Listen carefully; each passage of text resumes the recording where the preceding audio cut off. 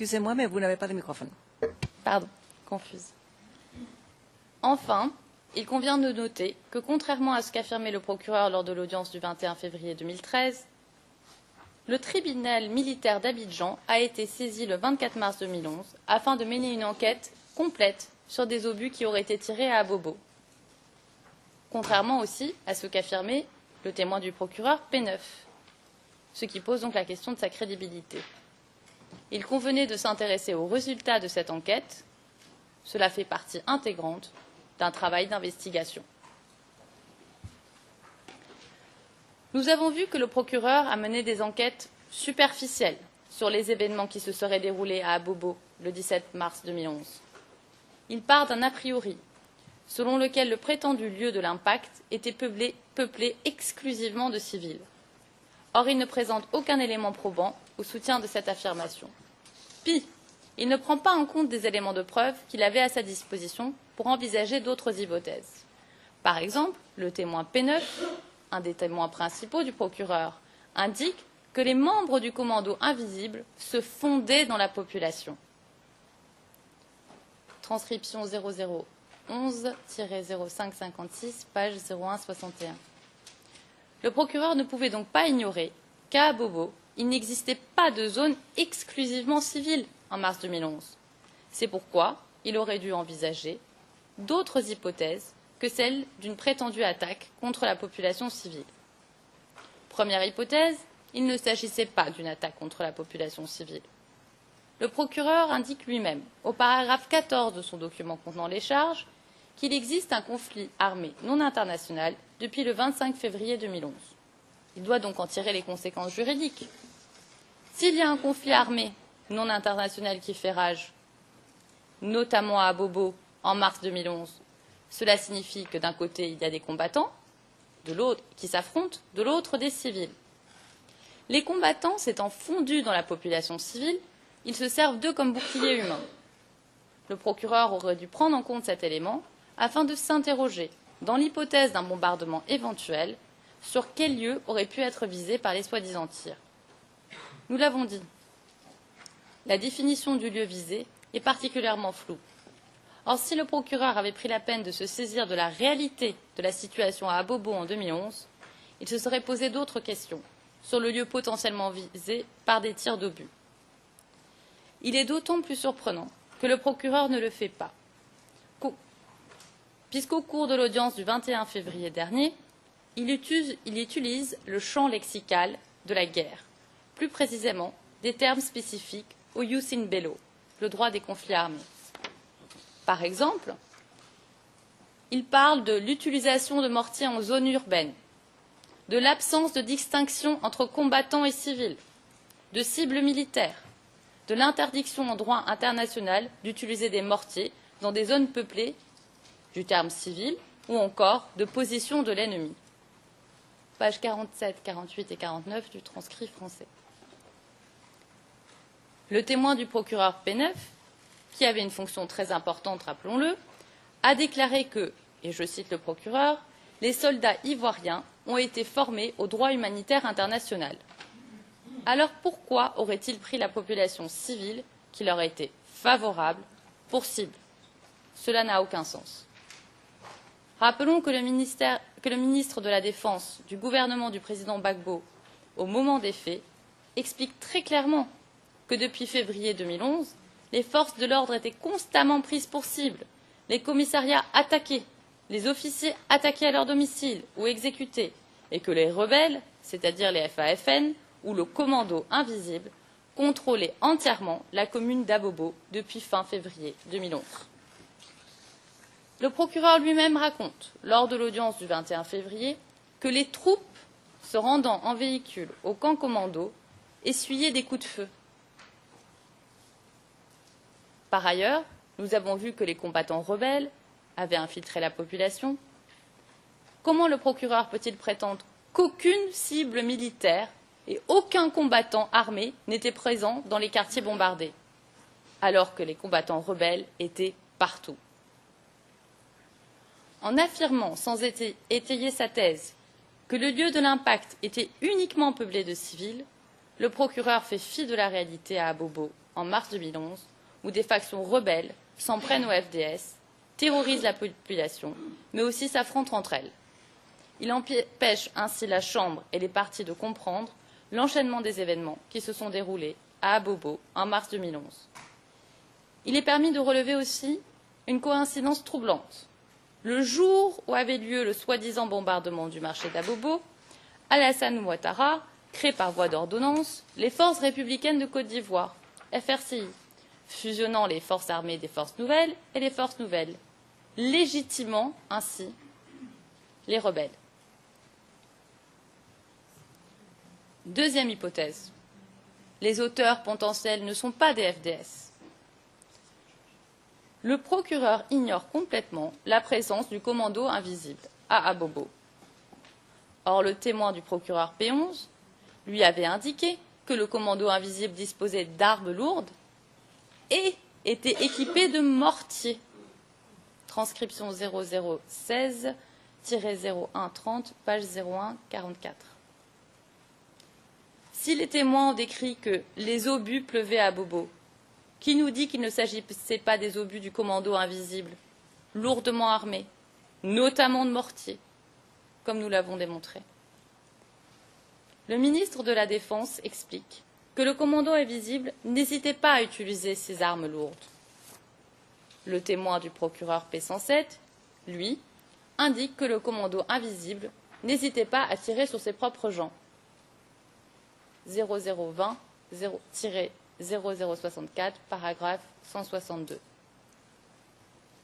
Par ailleurs, le ministre de la Défense du gouvernement du président Gbagbo, à l'époque des faits, mentionne le fait que le gouvernement, et je cite, « par la voix de son porte-parole, le ministre Don Melo Awa, qui a dénoncé le même jour une affaire montée de toutes pièces. » C'est ainsi qu'une autre hypothèse avait été suggérée.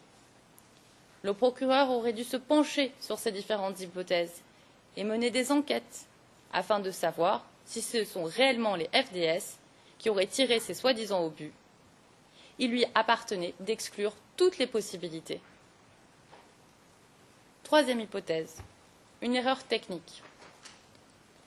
Le procureur a recueilli lui-même des informations qui indiquent clairement que le chef de l'état-major des FDS n'avait pas autorisé l'emploi des obus à Abobo.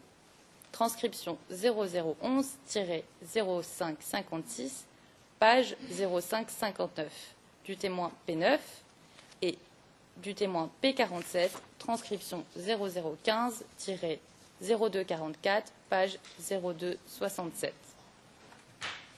Et que si des obus avaient été tirés sur le marché, il s'agissait d'une erreur de calcul, ce qui signifie que ces tirs n'auraient potentiellement pas été intentionnellement dirigés vers le marché. Si le procureur avait fait appel à des experts militaires et ou balistiques, comme nous l'avons déjà soulevé, cette hypothèse aurait pu être vérifiée. Certains éléments du récit du procureur font aussi face à des impossibilités techniques ou factuelles. Par exemple, nous l'avons déjà dit, il n'y avait pas de zone exclusivement civile à Abobo en mars 2011. Mais surtout, le procureur nous explique, lors de l'audience du 21 février, que les obus auraient atterri dans le SOS village d'enfants. Or, si on analyse minutieusement la carte que le procureur a présentée, ce village est très proche du camp commando. En réalité, il est trop proche pour que les obus soient tirés du camp commando. En effet, les obus ne s'utilisent pas contre des cibles aussi rapprochées, puisque les éclats d'obus risqueraient de tomber sur ceux qui les ont tirés. Il s'agit d'armes qui s'utilisent pour lancer des projectiles à des distances d'au moins 1 kilomètre. Notons d'ailleurs que le témoin P164 avait informé le procureur de ce fait. 0028-0481, page 0489, paragraphe 54. Le procureur aurait dû faire appel à un expert militaire et un expert balistique pour l'éclaircir sur ce type de questions techniques afin qu'il puisse mener des enquêtes complètes et non superficielles. les informations recueillies sur le prétendu bombardement du marché sont trop approximatives et contradictoires pour qu'elles puissent être une base solide et suffisamment concrète ou tangible pour la confirmation des charges. Elles sont tellement incohérentes qu'il est difficile de croire qu'un bombardement ait eu lieu le 17 mars 2011.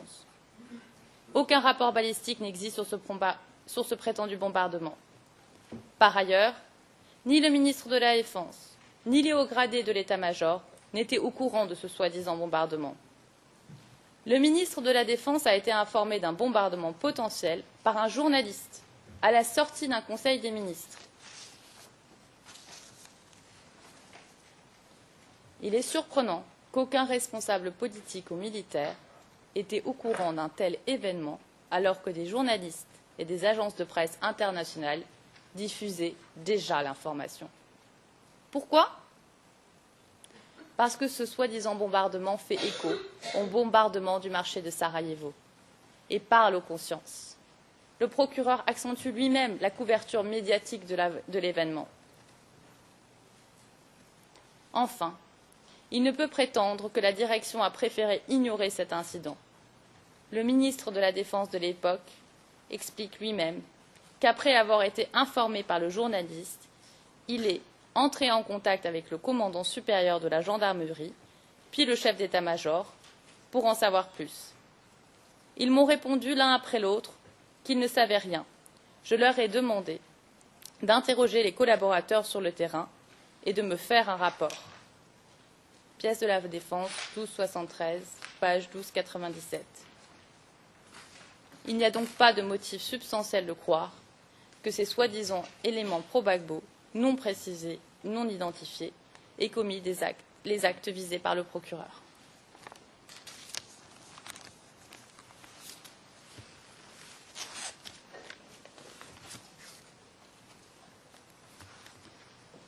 Concernant les événements du 12 avril 2011 à Yupougon, le procureur allègue, au paragraphe 56 du document contenant les charges, que le 12 avril 2011, des jeunes miliciens, des éléments de la police et des mercenaires pro-Gbagbo ont attaqué plusieurs zones de Yupougon, dont Doucouré, faisant plus de 80 morts et des blessés. L'allégation est encore une fois contenue dans un seul paragraphe. Un seul. Quoi qu'il en soit, cette attaque serait donc intervenue après l'arrestation du président Gbagbo. Revenons un instant sur la situation à Yupougon, peu de temps avant l'arrestation du président Gbagbo et après son arrestation arbitraire. Rappelons, avant toute chose, que Yupougon est peuplé majoritairement par des habitants, membres d'ethnies supposées favorables au président Gbagbo. Dès le 31 mars 2011, Yupougon était pris pour cible par les rebelles. Par exemple, une quinzaine de civils avaient été tués par les forces qui combattaient pour Alassane Ouattara. Les rebelles se livraient à toutes sortes d'exactions. Par exemple, le chef rebelle Chérif Ousmane et ses hommes ont conduit un grand nombre d'exécutions extrajudiciaires. Pièce de la Défense 37-37. Le témoin du procureur P11 confirme la présence des forces fidèles du président Ouattara à Yupougon. Transcription 0016-0256, page 0258. Dans les jours précédant l'arrestation du président Gbagbo, les rebelles se sont livrés à de nombreuses arrestations arbitraires des jeunes dans toute la ville, y compris à Yupougon. Lors de ces arrestations arbitraires, de nombreux étudiants ont été molestés et tués. Le ministre de la Défense du gouvernement du président Gbagbo, au moment des faits, explique clairement que tous les faits évoqués dans la crise post-électorale après l'arrestation du président Laurent Gbagbo échappent à mes observations parce que la haute hiérarchie des FDS avait fait allégeance aux nouvelles autorités le 11 avril 2011 et par conséquent, je n'avais plus de compte rendu. Ce qui signifie qu'en avril 2011, les forces de sécurité n'étaient plus. Que ce soit la police, la gendarmerie ou le SECOS. Par ailleurs, la majorité de ceux qui n'avaient pas prêté allégeance aux nouvelles autorités étaient détenus à l'hôtel du Golfe. Lors de l'audience du 21 février, le procureur affirme que des barrages auraient été érigés un peu partout à Yupougon. Or, la réalité à Yupougon est l'exact contraire de ce que le procureur avance. Les populations de Yupougon s'étaient barricadées devant l'avancée des forces rebelles pour éviter destruction, pillage, viol et assassinat. Il s'agissait de barricades et non de barrages. Des barricades improvisées par des civils pour se protéger. Après l'arrestation du président Gbagbo, différents groupes soutenant Alassane Ouattara ont renforcé leur offensive à Yupougon.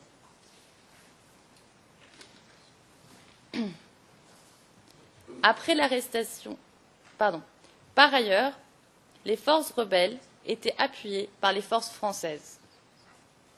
En effet, la force Licorne a bombardé les quartiers de Yupougon, comme le camp militaire, les Toits Rouges, le nouveau quartier Koweït. Elles ont tiré sur des habitations et sur des civils. Pièce de la Défense 2402, pages 2403 et 2404. Nous l'avons dit lors de notre présentation des faits. Après la chute du président Gbagbo le 11 avril 2011, les chefs rebelles ont partagé Abidjan en plusieurs groupements tactiques. Pièce de la Défense 3859 et 3859. Yupougon avait notamment été confié à Ousmane Coulibaly, dit Ben Laden. Rappelons qu'Ousmane Coulibaly et ses hommes ont été accusés de nombreux crimes internationaux, notamment d'avoir pris systématiquement des civils pour cible et d'avoir commis des violences sexuelles répétées, qui ont été dénoncées par les grandes organisations internationales de défense des droits de l'homme. Dans un rapport datant d'octobre 2011 sur les violences post-électorales, Human Rights Watch a désigné Ben Laden comme l'un des dirigeants des FRCI sous le commandement duquel les soldats avaient commis des dizaines d'exécutions sommaires et des actes de torture fréquents pendant la bataille finale pour Abidjan, y compris à Yupougon, en avril et mai 2011.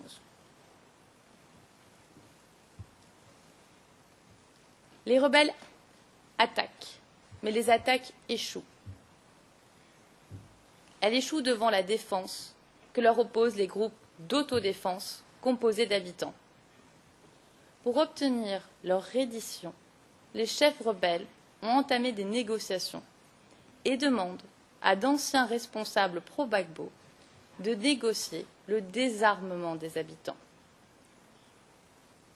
C'est ce qu'explique notamment le témoin du procureur P44. Et je cite, « À un moment, on a pris les responsables pour aller à Yupougon avec d'autres leaders pour demander aux pro-Gbagbo de déposer leurs armes. Ils ont accepté. » Pièce de la Défense 3704, page 3716. Je rappelle l'importance du témoin P44 concernant cette information. Ces responsables ont donc obtenu que la population dépose les armes et démantèle les barricades, ce que confirme une fois encore le témoin du procureur P44.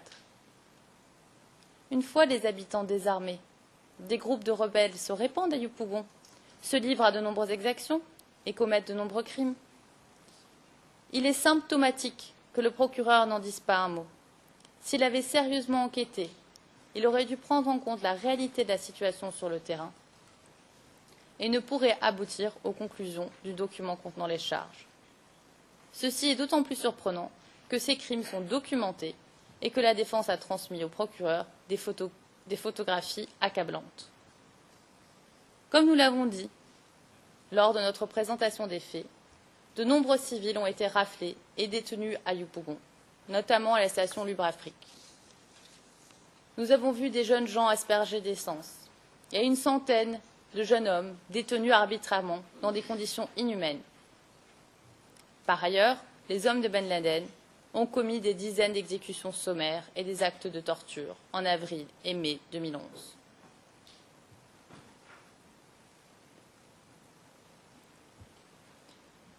sur les événements qui se seraient déroulés à Yupougon le 12 avril 2011. D'une part, le procureur se fonde sur des témoignages imprécis. Par exemple, lors de l'audience du 21 février, le procureur se réfère au témoignage de P185. Ce témoin aurait entendu des tirs et aurait découvert des corps le lendemain matin. Ce témoin, à peine majeur et encore étudiant, n'a aucune qualification qui lui permettrait d'analyser les impacts et les blessures sur les corps qu'il a vus. Le témoin procède par supposition. Ce n'est pas suffisant. Rappelons qu'au moment des faits, Yupougon était le théâtre de nombreux affrontements. Il n'est pas possible de déduire du son d'un tir dont on ne sait, ou deux tirs dont on ne sait même pas le nombre, entendus la veille, que les victimes que le témoin a vues le lendemain étaient celles des prétendus mercenaires, miliciens ou jeunes pro-Gbagbo. Le témoin n'est même pas à même d'identifier des auteurs potentiels. D'autre part, le procureur, lors de l'audience du 21 février dernier, se fonde sur, je cite, un affidavit compilant des déclarations de témoins recueillies par des ONG, page 56 du transcrit français, sur un rapport de Human Rights Watch et d'autres sources similaires pour tenter de gonfler le nombre des victimes et le poids de sa preuve sur les événements qui se seraient déroulés à Yupougon en avril 2011.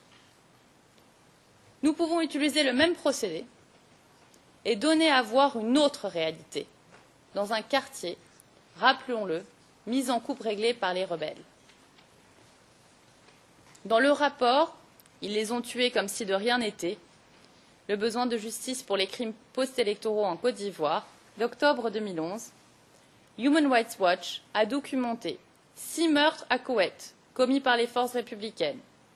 Un témoignage recueilli le 25 mai 2011 décrit 5 hommes se faisant dépouiller, alignés et mitraillés par un soldat. 4 victimes sont mortes instantanément. La 5e, touchée à la cuisse, a feint d'être morte et a rompé plus tard jusqu'à une maison voisine. Le témoin, un ami qui habitait à proximité, est allé vers lui et l'homme a demandé de l'eau. Alors que le témoin était allé chercher de l'eau, il a entendu plusieurs coups de feu. Il a trouvé son ami mort avec un impact de balle dans le bras qui avait laissé des fragments d'os sur le sol et une autre à la poitrine qui était ressortie par le dos de la victime. Dans le même rapport de Human Rights Watch, un homme a décrit le meurtre de son frère à Koweït le 3 mai 2011. Ils ont pris mon plus jeune frère, qui a 21 ans, et ont demandé quel était son groupe ethnique. Il a dit qu'il était bété. 2 d'entre eux ont rattrapé ses jambes. 2 autres lui tenaient les bras dans le dos, et le 5e lui tenait la tête. Puis un type a sorti un couteau, a dit sa prière mystique et a égorgé mon frère. Il hurlait. J'ai vu ses jambes trembler une fois qu'ils l'ont égorgé. Le sang ruisselait sur son corps. C'était pire que tuer un animal. Je ne pouvais pas détourner le regard. C'était mon frère. Toujours dans le même rapport, il est rapporté que, et je cite, un membre des forces républicaines de Yupougon a déclaré à Human Rights Watch que les hommes sous le contrôle d'Ousmane Coulibaly, un ancien commandant des forces nouvelles dans la zone de Djenné, avaient été responsables de l'offensive et de l'opération de nettoyage dans le quartier de Koweït à Yupougon. Plusieurs journalistes ivoiriens et sources proches des forces nouvelles ont également identifié Coulibaly comme étant le commandant en charge des opérations dans cette zone. Dans le rapport de 2011 intitulé « Ils ont regardé sa carte d'identité et l'ont abattu. Retour sur 6 mois de violence post-électorale en Côte d'Ivoire », un témoin a raconté à Amnesty International comment ce jour-là, un policier appartenant à la même ethnie que Laurent Gbagbo avait été appréhendé vers 10 heures à son domicile à Yupougon par des hommes en uniforme et abattu à bout portant sous ses yeux. Ces extraits mettent en lumière qu'en avril 2011, Yupougon est aux mains des rebelles qui s'en prennent aux civils considérés comme des pro-Gbagbo. Il est d'autant plus facile pour les rebelles de s'en prendre à la population civile, puisque les forces de sécurité n'existaient plus. Elles ne peuvent donc pas la défendre. Le procureur, s'il avait enquêté, se serait rendu compte de l'impossibilité du récit qu'il présente aujourd'hui. Dans un rapport de 2012, intitulé Bien loin de la réconciliation, Human Rights Watch indique que bon nombre des pires abus associés aux arrestations massives ont été commis par le commandement Ousmane Coulibaly, connu sous le nom de guerre de Ben Laden. Coulibaly était le commandement de l'ancien camp de la BAE à Yopougon en mai 2011 jusqu'à la fin du mois de septembre 2012 et a aussi été placé à la tête des opérations menées à Dabou après l'attaque du 15 août dans cette ville.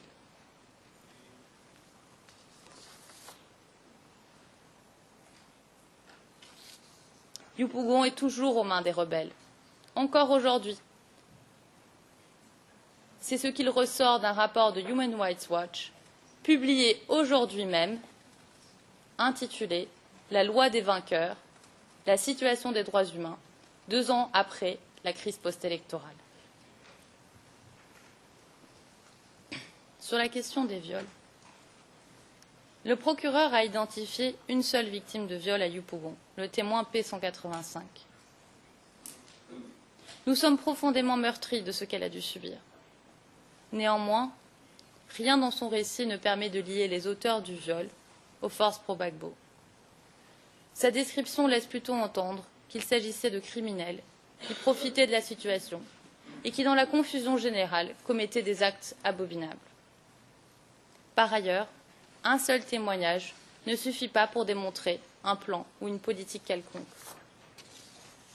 Le procureur tente, encore une fois, de gonfler le nombre des victimes de viol et le poids de sa preuve concernant les viols qui auraient été commis par des forces pro-Gbagbo à Yopougon, en se fondant sur des fiches d'une ONG locale, un rapport de Human Rights Watch et d'autres affidavits. Page 56 et suivante du transcrit français. Nous pouvons procéder de la même manière pour montrer que les viols commis à Yopougon sont la tragique conséquence du chaos général qui, hélas, n'a épargné personne. Prenons un exemple, issu du rapport de Human Rights Watch. Ils les ont tués comme si de rien n'était, de 2011, concernant un viol s'étant déroulé à Koweït, à Yopougon, le 8 mai 2011. Des gars en tenue militaire sont arrivés ce matin-là, à 9 heures. On dit qu'ils cherchaient des armes. Les gars étaient grands. C'étaient des militaires FRCI, avec des tenues propres. Un chef de file incontesté parmi eux dit « Vous, les bêtés, les guérets, les attiers, c'est vous qui avez fait cette guerre. Où sont les jeunes hommes? Nous allons tous les tuer. » Leur chef, un homme grand, m'a attrapé et m'a tiré, là où l'un de mes voisins dormait. Il m'a jeté sur les matelas et m'a dit d'ouvrir les jambes. Je lui ai dit « Monsieur, s'il vous plaît, pas comme ça. » Je l'ai supplié de me laisser partir, mais il m'a frappé. Il m'a dit de me taire.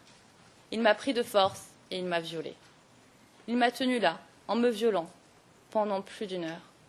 Il a été violent pendant tout ce temps. Quand il eut fini, je saignais entre les jambes. Tout ce temps-là, les autres membres des FRCI étaient toujours en train de piller. Ils savaient ce qu'ils faisaient. Ils sont passés à côté. Il était bien leur chef. Je les ai entendus l'appeler commandant Théo. Après avoir fini de me violer, il avait sa calache sur lui. Il a essayé de la faire pénétrer violemment en moi. J'ai fermé les jambes et l'arme a percuté ma cuisse.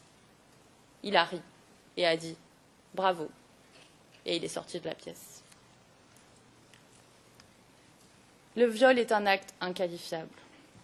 Le viol est un crime révoltant, indignant. Mais c'est avant tout un crime de droit commun qui peut intervenir dans des situations de chaos général. Pour qu'un viol soit qualifié de crime contre l'humanité, il doit remplir des critères juridiques. Un viol ne peut pas être qualifié de crime international si l'on ignore qui en sont les auteurs ou si ces derniers agissaient pour le compte de quelqu'un. Il est fondamental de noter ici que le rapport d'une ONG locale citée par le procureur pour mentionner le viol de 17 femmes explique qu'à Yopougon, des viols ont été perpétrés par des jeunes du quartier sans que ceci ait un rapport quelconque avec l'une ou l'autre partie au conflit. Pièce du procureur 0021-0955, page 0982, paragraphe 63. Il ne fait aucun doute que les femmes qui ont souffert de la guerre méritent justice. Elles méritent que justice leur soit rendue. Mais il appartient à la justice ivoirienne de le faire.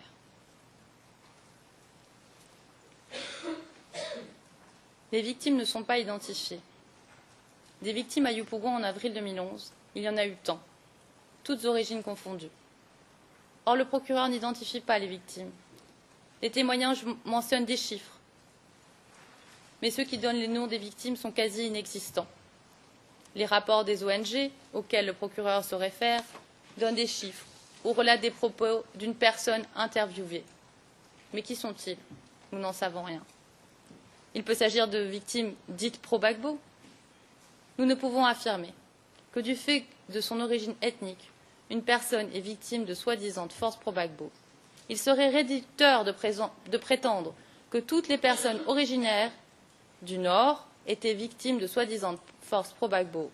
Rappelons que des gens originaires du Nord soutenaient le président Gbagbo, y compris des Dioula. Les auteurs ne sont pas identifiés.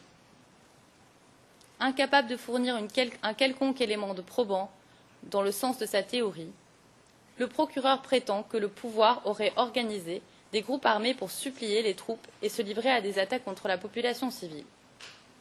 Il est très important de noter qu'il ne distingue jamais, à dessein, entre les membres de la jeunesse des différents partis politiques, les miliciens et les mercenaires. Paragraphe 56 du document contenant les charges.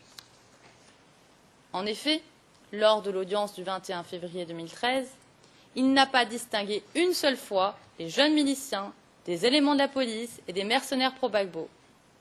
Qui auraient été les auteurs des événements s'étant déroulés à Yopougon le 12 avril 2011? Il fait systématiquement l'amalgame entre des miliciens, des mercenaires et d'autres éléments pro-Gbagbo, ne les distinguant jamais. Pourtant, il s'agit de catégories distinctes. Les miliciens, ce sont, dans le contexte ivoirien, les habitants d'un quartier qui, devant un péril, s'arment, notamment d'armes traditionnelles, et montent des barricades autour du quartier pour tenter de préserver leur vie et leurs biens. Ce sont des groupes d'autodéfense nécessaires pour survivre lorsque militaires et policiers ont disparu. Il s'agit d'habitants qui ont tenté de se prémunir contre les attaques des rebelles. D'ailleurs, la définition de milicien donnée par le dictionnaire manuel de diplomatie et de droit international public et privé rappelle que l'expression de milicien doit s'entendre de levée temporaire d'habitants d'un pays, faite dans quelques circonstances particulières, comme pour repousser un envahissement. Les jeunes patriotes. Il s'agit d'un mouvement peu structuré, rassemblant notamment la jeunesse de différents partis politiques, comme par exemple la jeunesse du FPI. Ces groupes de jeunes avaient une activité purement politique, organisant des meetings, des réunions, des marches ou des séances d'information. Ils n'étaient pas armés. Le procureur ne reporte pas suffisamment d'éléments qui montreraient un quelconque armement, ni même qui montreraient une quelconque organisation en structure de combat. Le procureur, lors de l'audience du 21 février, fait référence au Parlement, où les jeunes auraient stocké des armes. Cela n'a pas de sens. Les parlements sont des lieux de réunion où des jeunes se rencontrent pour parler, pour débattre de sujets au cœur de l'actualité, de politique, mais aussi d'art, de culture, d'histoire. C'est un lieu de réunion pacifique et d'échange qui fait partie de la vie citoyenne en Côte d'Ivoire. Rappelons aussi que lors de la grande offensive vers le sud du pays, lorsque la grande offensive vers le sud du pays se dessine, les hauts gradés de l'armée appellent les jeunes à intégrer l'armée, ce qui montre, s'il en était besoin, que ces groupes n'étaient pas armés et qu'ils n'envisageaient la lutte que sous l'angle de la défense des institutions. Je vous propose de visionner un extrait d'une vidéo d'un meeting organisé par Blé Goudé en janvier 2011 au stade Champroux de Marcourry, auquel était convié le chef d'état-major, afin de s'adresser à la jeunesse. Vidéo 0003-0010, timecode 00 secondes à 0,35 secondes.